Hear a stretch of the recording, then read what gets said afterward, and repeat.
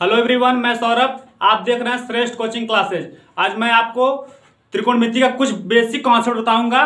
जैसा कि हम लिखते हैं, सबसे पहला काम होता है त्रिकोणमिति अनुपात कितने होते हैं। त्रिकोणमिति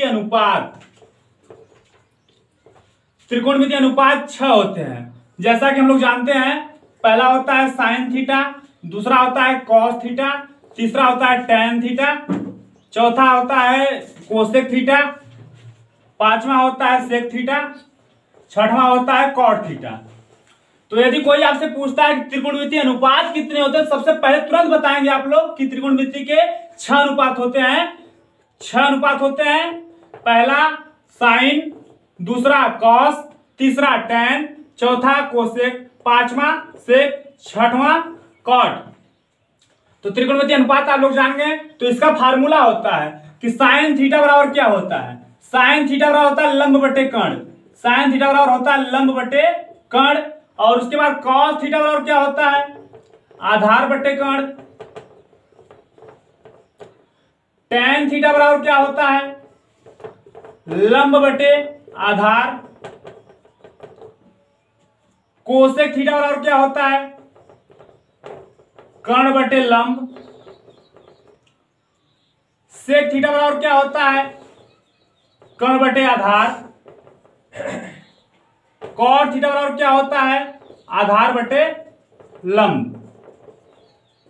यदि आपको 3 याद हो जाता है, यदि साइन कॉस टेन का याद हो जाता है, तो कोसेक सेक कॉट अपने आप याद हो जाएगा। क्योंकि हम जैसा कि जानते हैं कि साइन का उल्टा कोसेक होता है, कॉस का उल्टा सेक होता है, टेन का उल्टा कॉट होता है।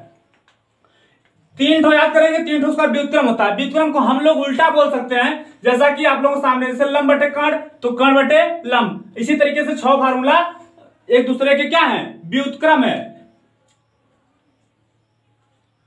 इसको याद करने के लिए एक ट्रिक की आवश्यकता होती है, जैसे सभी लोग बताते हैं कि कैसे याद करेंगे। एक होता है लाल बटे कक्का, लाल बटे कक्का, और एक होता है इसका उल्टा कक्का बटे लाल। ये पहला फार्मूला है, दूसरा है, तीसरा, ये चौथा हो गया, पांचवा, ये छठवां। तो एल को कहते हैं लंब, लिख सकते हैं। लंब को कहते हैं एल, लंब को कहते हैं एल, आधार को कहते हैं ए, और कर्ण को कहते हैं के। तो इस तरीके से आप 6 फार्मूला बोल सकते हैं। जैसे साइन थीटा बराबर, साइन थीटा क्या होता है, एल अपान के, मतलब लंब बटे कर्ण।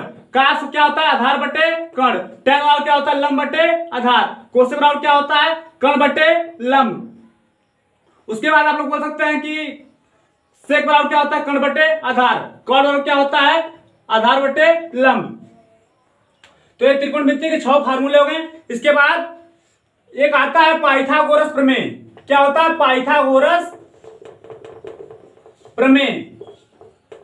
त्रिकोणमिति के सवालों को लगाने के लिए आप लोगों को पाइथागोरस प्रमेय की आवश्यकता जरूर होगी। जैसा कि हम लोग जानते हैं कि कर्ण का स्क्वायर बराबर लंब का स्क्वायर प्लस आधार का स्क्वायर। यदि हमको कर्ण नहीं पता है तो हम कर्ण का फार्मूला लगाएंगे। यदि लंब नहीं पता है तो लंब का फार्मूला लगाएंगे। लंब बराबर क्या होता है, कर्ण का स्क्वायर माइनस आधार का स्क्वायर। यदि आधार नहीं पता है तो आधार का फार्मूला लगाएंगे। आधार का स्क्वायर बराबर क्या होता है, कर्ण का स्क्वायर माइनस लंब का स्क्वायर। ये तीनों फार्मूला मस्ट इंपॉर्टेंट है आप लोगों के लिए, लंब, कर्ण और आधार के लिए। इसके बाद हम लोग कह सकते हैं कि मान लीजिए कर्ण नहीं पता है। अब हम लोग जानेंगे कि लंब किसे कहते हैं, कर्ण किसे कहते हैं, आधार किसे कहते हैं। तो इसके लिए हमको समकोण त्रिभुज बनाना होगा। क्या बनाना होगा, समकोण त्रिभुज। बिना समकोण त्रिभुज की सहायता से हम लंब को और आधार को नहीं बता सकते हैं। कैसे, जैसे मान लेते हैं इनका नाम ए है, इनका नाम बी है, इनका नाम सी है। तो ए मान लीजिए 90 अंश का कोण ऑलरेडी होता है, यहाँ पे 90 डिग्री का कोण हमेशा बनता है। तो आप लंब, कर्ण, आधार कैसे बताएंगे। कर्ण तो बताना बहुत ही आसान है कि जो सबसे बड़ी भुजा होती है उसे कर्ण कहते हैं। जो सबसे बड़ी भुजा होती है उसे कर्ण कहते हैं। लेकिन लंब किसे कहते हैं, आधार किसे कहते हैं, इस बात को बताने के लिए आपको कोण की आवश्यकता होगी। तो मान लेते हैं कोण ए है, कोण ए है, तो कोण की सामने की भुजा को लंब कहते हैं। देखिए यहां से कोण की सामने भुजा क्या है, बीसी। क्या है, बीसी। तो इसको बोलेंगे लंब। तो सबसे बड़ी भुजा कर्ण हो गया, उसके बाद कोण के सामने भुजा लंब हो गया।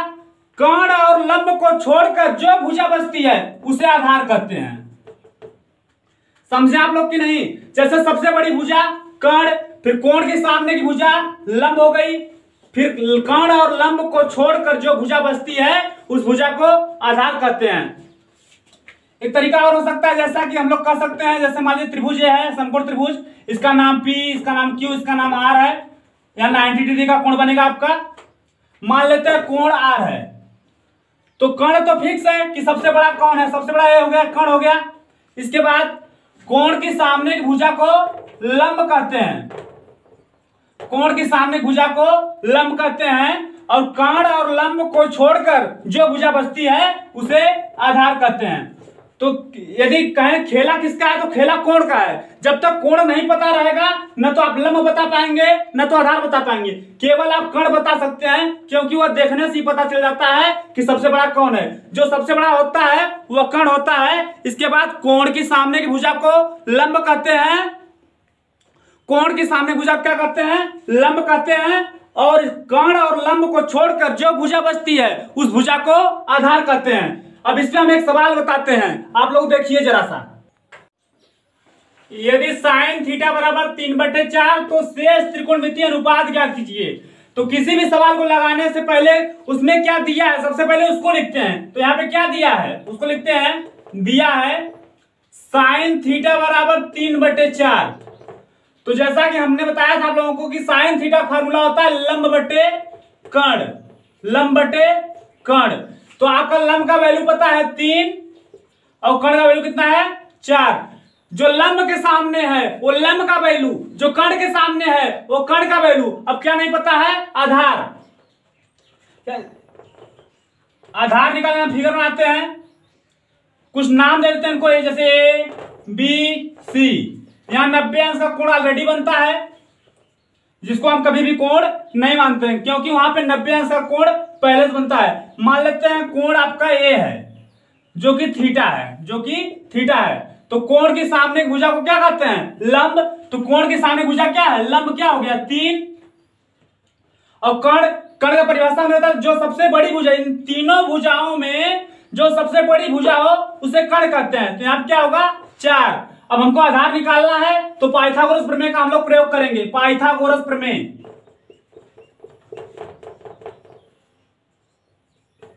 पाइथागोरस प्रमेय से क्या होता है, आधार का स्क्वायर बराबर कर्ण का स्क्वायर माइनस लंब का स्क्वायर। कर्ण का वैल्यू कितना है 4, तो 4 का स्क्वायर, लंब का वैल्यू कितना है 3, तो 3 का स्क्वायर। 4 का स्क्वायर मतलब 16 होता है और 3 का स्क्वायर मतलब 9 होता है। 16 से 9 हटाएंगे क्या आता है 7। तो आधार का स्क्वायर कितना आ गया 7 आ गया।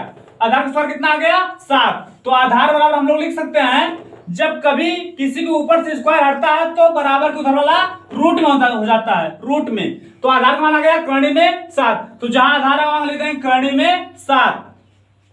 तो साइन थीटा का वैल्यू पता था 3/4। तो शेष त्रिकोणमिति का अनुपात निकाला था, तो साइन निकला है तो 5 कैसे निकालेंगे, कास थीटा बराबर क्या होता है आधार बटे कर्ण।